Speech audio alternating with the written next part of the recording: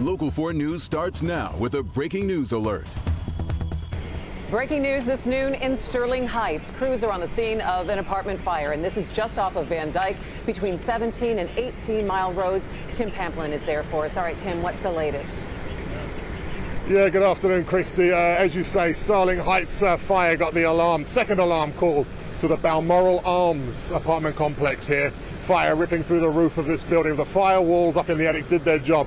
The fire was contained to where you see that hole up there didn't stretch, but from experience that will tell me that not just that one unit but multiple units here have been damaged, not only by the fire but by the smoke and the water that comes in. Sterling Heights Fire Department again caught a second alarm on this fire. Got it under control. I'm being told no injuries to report at this time. We're going to confirm that in just a second when we talk to the fire chief out here. But again, it was just 24 hours ago we're down in Van Buren when 4 units went up in flames. 24 hours later, here we are in Sterling Heights. So I'm going to talk to some residents. We'll have much more later on Local 4 News. Back to you downtown, Chris. Yeah, a lot of cleanup ahead. Thanks so much, Tim. We'll see you a little bit later. Also this noon, the never-ending game of whack-a-mole, known as road construction here in Michigan, is likely to catch more drivers off guard starting tonight. Nick Monticelli is in Southfield with what everyone needs to know. Take a look. You'll see a lot of the cones already up here. This is just to kind of get traffic moving around. The problem is potholes. We know that. We know we have problems with potholes. But this time the problem is because they've got more potholes in new areas. If you didn't know spring was here, just look at all the construction barrels clogging Metro Detroit. This weekend's project is yet another one causing headaches. The westbound lanes of 696 will be closed from Telegraph to 275. Those closures are from 8 o'clock tonight until 5 a.m. Monday morning. Also, the westbound lanes of I-96 will be closed from 275 to Beck Road. That's happening Saturday between 4 a.m. and 7 p.m.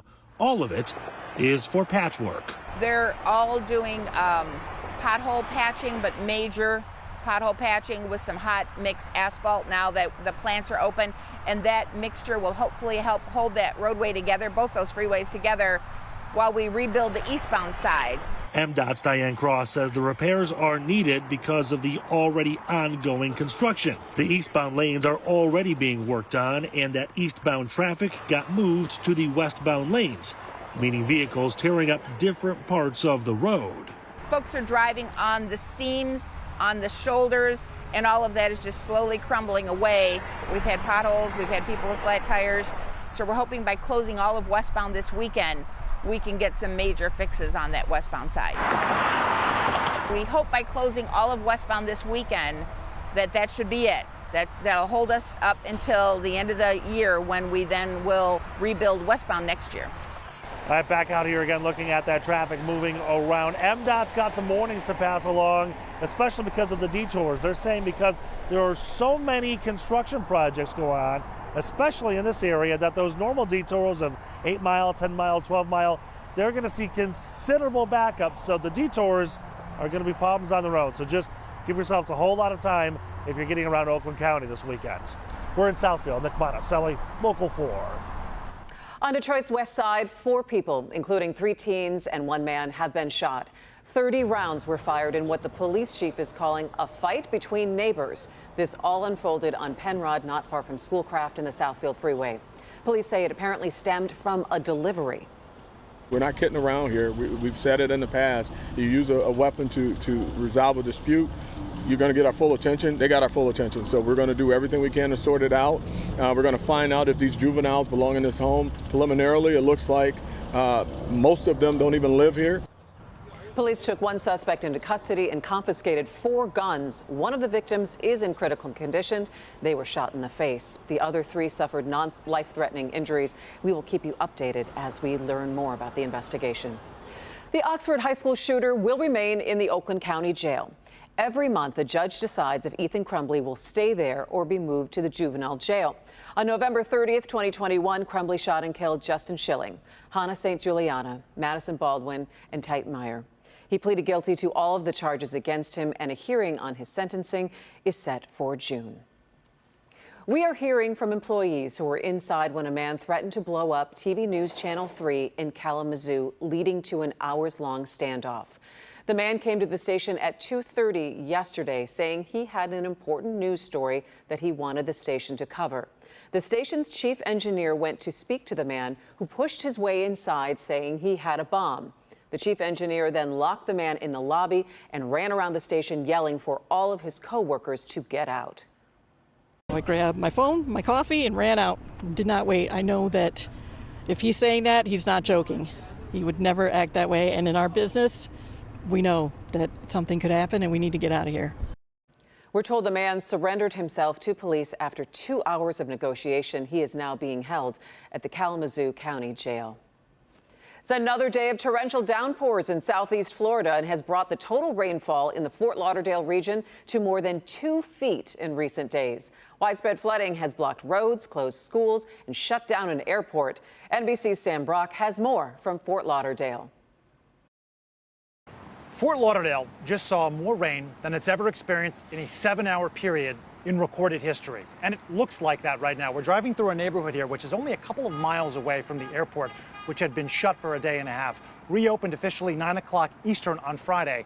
And as you look around me, you'll see cars that are still stuck, people that are wading through water with their belongings right now, just trying to get out of their homes. The water has receded some, probably several feet, but it still looks like that. In fact, I'm going to point you to this object right over my shoulder, that car that is submerged in probably 3 to 4 feet of water. So that's a dip in the road. It's not all that deep, but it is definitely exemplary of what this neighborhood looks like right now.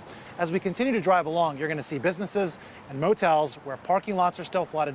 The steps to get inside still have water covering them. Over my shoulder, look at this street. We're going to slowly pan over, and you're going to see nothing but water from start to finish. People are trying to navigate getting out of their homes into that. As far as the emergency, the level of calls that were received, 900, according to the mayor of Fort Lauderdale, just really in those first 12 to 16 hours. He said as of Thursday morning, it was 900 calls that came in.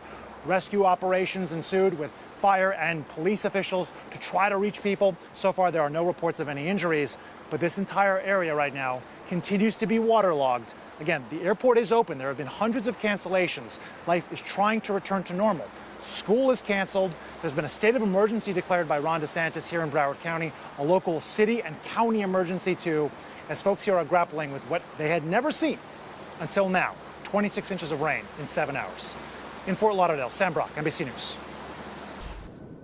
A really incredible vantage point looking at what all is happening down on the east side in Florida there. And Ashley, I mean, we've had nothing but just beautiful skies all week long. I know. I mean, not even a drop of rain, and we're going to have to wait until late Saturday, more likely even Sunday, to see any precipitation here. Let's start with our headline right now, and that will be the temperatures as we are possibly going to reach record warmth today. Record high, 81 degrees. We sit at 78 in Detroit, 78 in Ann Arbor, 79 in Port Huron, 78 in Adrian. Pretty calm winds out there, which also factor into an air quality alert, which we'll dive into in just a second. But that record high of 81 was set in 2006. You might remember it fondly. It fell on a Friday, so maybe it's an anniversary for you or you had a birthday celebration. We are forecasting 81, so if we hit that, we tie it. If we exceed it, we're going to break it. Now, look at City Airport right now, 80, but where records are kept at Metro, we're at 78. Putting this into perspective for you, Metro is a degree warmer than where we were at noon yesterday. We topped out at 83 yesterday, so I think we are well on the path of possibly tying, if not breaking, that record this afternoon. You have to check in with Kim Adams later to see if we did it. Air quality alert for today. Most of southeastern Michigan under that. That just means we have higher levels of ozone. Fancy way of saying more pollutants in the air. So try to avoid fueling up until after sunset today. And please check on people that might have asthma or breathing issues. Otherwise, 81 with sunshine as we round out this work week. We'll look at the weekend forecast coming up. That's a great Friday. Still to come, it is reopening day for one of Metro Detroit's cultural treasures. We will take you to a place where people say they learn something new every time they visit. But first, welcome back to reality. Find out why this woman just spent 500 days in an underground cave on purpose.